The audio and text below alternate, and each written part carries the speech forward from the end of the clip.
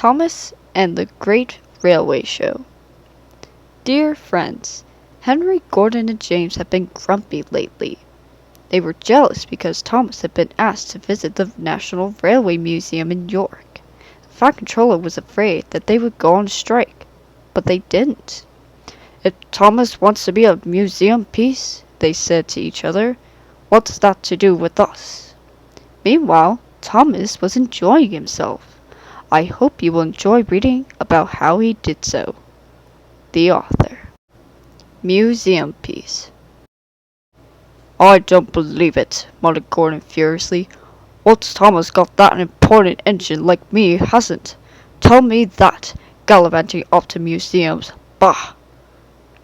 He is old, said James. If the Fat Controller says he can be a museum piece, why should we worry? It's not fair, though, grumbled Henry. For a chance like this, he wouldn't have minded being a museum piece himself. The jealous engines all ignored Thomas when they saw him at the junction. Thomas didn't care. He was too excited. Why me? Thomas asked Percy and Toby. Fancy the National Railway Museum people at, where is it? York, wanting me to go there. They've never seen me. Yes, they have, said Percy. On television, added Toby. The Fat Controller told us about it. He and Percy wanted to go with Thomas, but they knew that someone had to stay and run the branch line while he was away. How much longer till we go? Thomas asked his driver every morning. 1 day less than what you asked before, laughed his driver. Anyone would think that you wanted to be a museum piece. Thomas grinned. Gordon, Henry, and James are just jealous, he chuckled. Who else is at this museum? Is Flying Scotsman there? Or Duck's friend, City of Churro?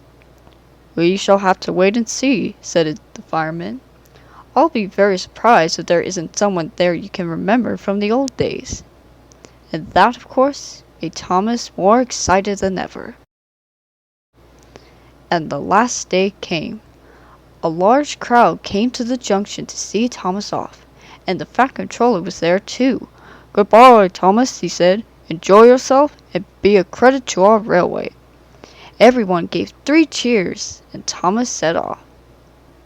They ran across the island and over the bridge leading to the other railway. It was a slow journey, but at last they reached a place Thomas's driver called Camforth, where they rested for the night in a big shed. The next day they went on. At Skipton, Thomas stopped for a drink and to let a goods train overtake him. While they waited, it began to rain. In a signal box a little way ahead, the signalman opened his level crossing gates for Thomas, and his signal set to clear. Suddenly, he heard a crack, and then a rattle from the level crossing. The lock on a gate had broken, and the wind was swinging the gate across the rails. Steam appeared above the trees as Thomas drew near. Wow! Exclaimed the signalman, and quickly resetting the signal to danger, he ran to mend the gate. Thomas had never felt happier. His fire was bright, and even the rain didn't depress him. They neared a signal. Its arm was up, showing that the line ahead was clear. Away we go! Away we go! Puffed Thomas happily. He was just passing the signal when he heard a clang as the signal arm fell to danger.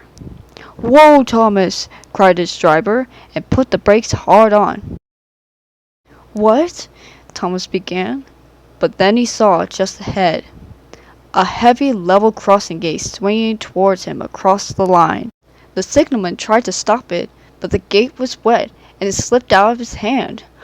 Oh! Groaned Thomas as he skidded along the rails. Help! I must stop! But the rain had made the rails slippery, and he couldn't. He slithered helplessly along, and was still moving when he reached the level crossing. With a loud crack, the gate broke against his buffer beam. Ouch! Said Thomas, and stopped.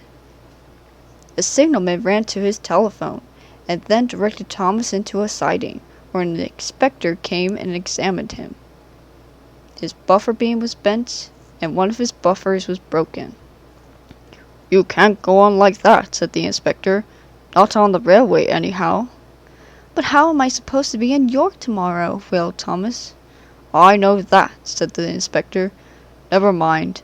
Leave it to me, and I'll see what can be done." And with that, Thomas had to be content.